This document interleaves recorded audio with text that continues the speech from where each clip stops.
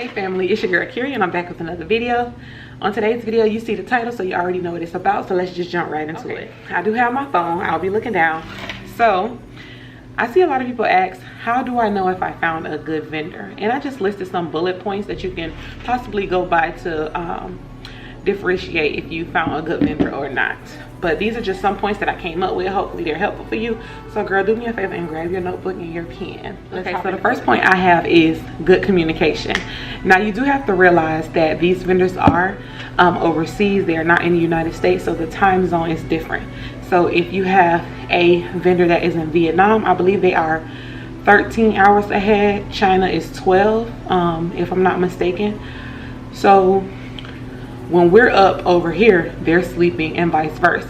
So sometimes if you stay up late enough, which 9 times out of 10 you might have to, you'll be able to talk to them because it's morning over there when it's night over here. So good communication. When I say good communication, I mean they have good response time, they answer all your questions, like they have no problem communicating with you or answering your questions to the best of their ability. That's good communication to me. So that's number one. Number two I had was good response time. And like I said, they respond in a timely manner. Obviously you have to give them some time, as I stated before, because they are overseas, but as long as they respond to you within enough time, and if they want their money, they're gonna respond. Next, point number 3 is quality products and all textures that you're interested in. So I've had experiences where a vendor will have, let's say, let's do virgin hair for example. Their body wave hair will be really good, but the straight hair is not good. So when I say quality product and all textures, I mean every texture that you're interested in selling, it is top tier and it holds to your standard, because at the end of the day, this is going to your customers. They don't care because they're just making the money. They're just a supplier. You are the seller. So you have to make sure that you're selling quality products. So that's bullet point number 3. Number 4, see if they will allow you to do a video chat. They shouldn't have no problem. In most cases, most vendors don't have an issue with video chatting with you, but do a video chat so you can you're building a rapport. You want to build a relationship with your vendor. This is someone you're doing business with, so think of it as a business partner, because that's who they are. So if you can video chat with them, that'd be awesome. You get to see the factory, you get to see the products, you get to see the workers, and it just gives you a chance. It's like they're your business partner, so it's like bonding in a sense. So that's number 4. Number 5 is honest and open communication. I said good communication, but open communication. They're being honest with you about what's going on in their world, because like I said, they're overseas and we don't necessarily know what's going on over there. So just make sure that they keep everything honest and open, especially when it comes to your orders.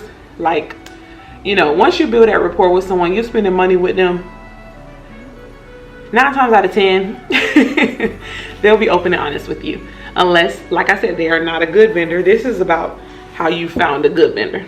So yeah. Next is they have multiple payment processors.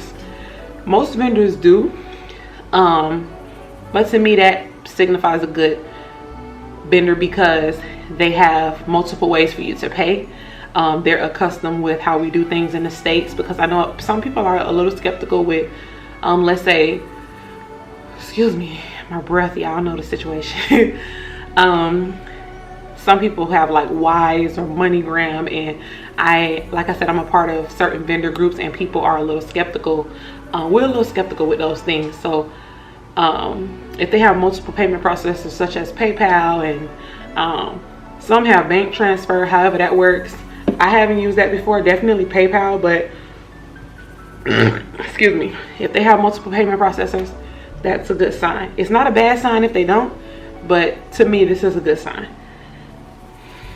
Next is they have legit websites and or social media accounts, not them giving you somebody else's information or, you know, all of that, because they do that as well. They steal pictures, and that was my next point. No stolen photos and videos. So I'm just going to tie those two together. But some of them don't have websites because they just strictly communicate through WhatsApp.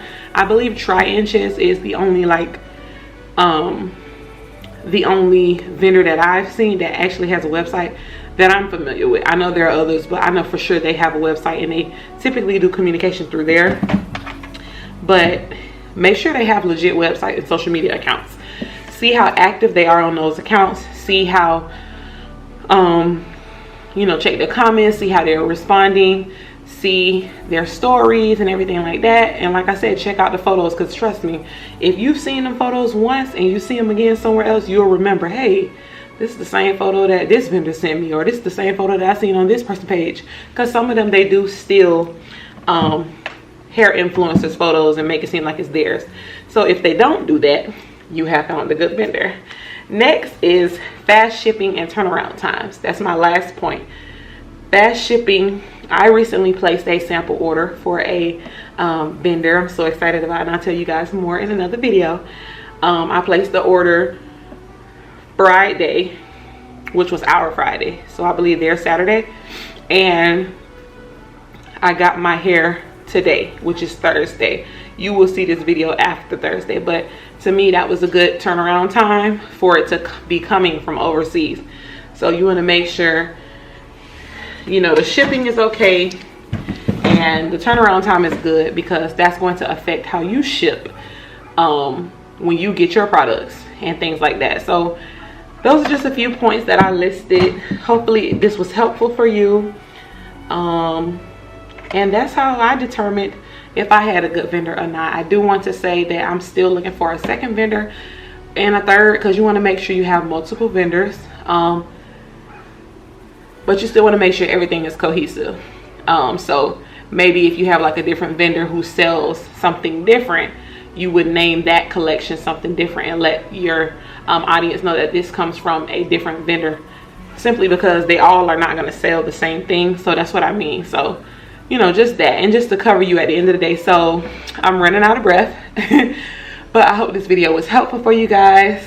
Make sure you like, comment, subscribe, and turn on those post notifications. We're on the road to 1,000. And until next time, family, I'm out.